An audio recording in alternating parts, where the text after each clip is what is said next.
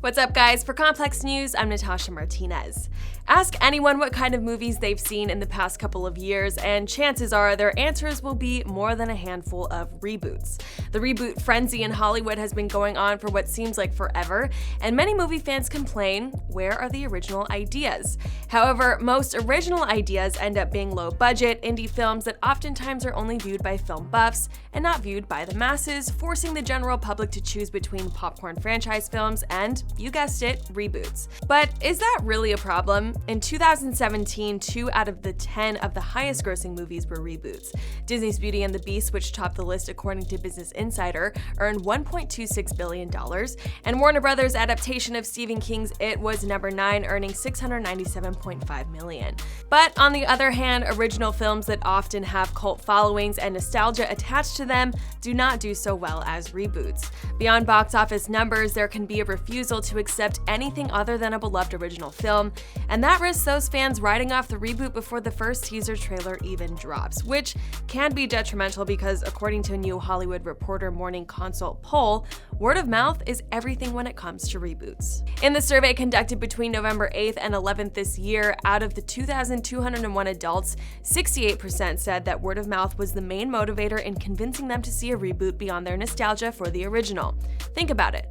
A lot of people, including myself, won't even step inside of a movie theater to see a film if the Rotten Tomatoes score isn't up to standard. And I think that's because there's so much content to watch. We can't be wasting our precious viewing time on something we're not sure that we'll like.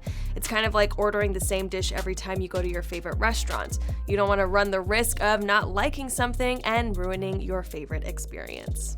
However, in the same article that published the survey, Jill Pantozzi, the deputy editor of genre culture blog IO9, suggests that perhaps studios don't worry about the word of mouth because they're trying to cast a wider net than the original film did.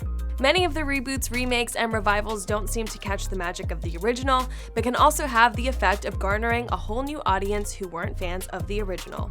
Take Netflix's huge announcement this week, for example. The streaming giant announced that they've acquired the rights to 16 Roald Dahl books in preparation to create a doll universe composed of a batch of animated specials and event series. Roald Dahl is responsible for tales like Matilda and Charlie and the Chocolate Factory, which both have been adapted to beloved films back in 1996 and 1971, respectively. Dahl's widow Felicity released a statement after the Netflix deal was announced saying, "Our mission, which is purposefully lofty, is for as many children as possible around the world to experience the unique magic and positive message of Roald Dahl's stories.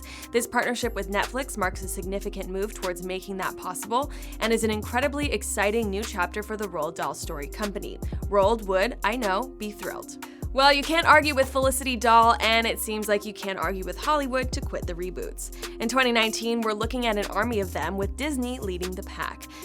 To name a few, there's Dumbo, Aladdin, Pixar's Toy Story 4, the newly announced Artemis Fowl, and of course The Lion King, which broke the record for being the most watched trailer in a day with 224.6 million views.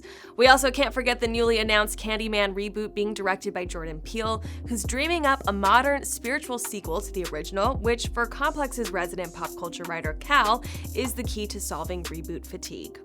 Which poses the question, have filmmakers like Peele finally found a way to marry nostalgia and originality? Does the fatigue still exist? And if it doesn't, which films should be kept sacred from the reboot or remake process? According to the Morning Consult poll, the majority of survey takers want Back to the Future to be redone, which for many would be sacrilegious. For me, I never want to see a remake of The Lord of the Rings, one of my favorite franchises. I'm even skeptical about the Amazon Studios TV series in the works, but maybe that's because I'm still scarred from The Hobbit. Other than that, though, I'd have to say I'm pretty open to reboots and remakes, mostly because I'm curious, not because I really need to see them. The opportunities we have in the entertainment industry now are limitless compared to what we used to have back when some of these classics were made. In fact, when I watch the old classics, a lot of the times bad CGI or special effects, even costuming and makeup can take me out of a film. I'm a huge fan of the original Disney films, but that doesn't mean I want them to remain untouched. I loved seeing Jungle Book come to life in 2016, and I can't wait to see the same CGI in the new Lion King. My advice to those who don't want their childhood memories tainted by new reboot or a remake is to separate the films as much as you can. Nothing compares to the original, but that doesn't mean you can't appreciate the new. But enough of my take, we want to hear from you. What are the reboots and remakes you're dying to see, and what are some classics that should remain untouched? Let us know in the comment section below, and as always, for more stories like this, subscribe to Complex on YouTube. For Complex News, I'm Natasha Martinez.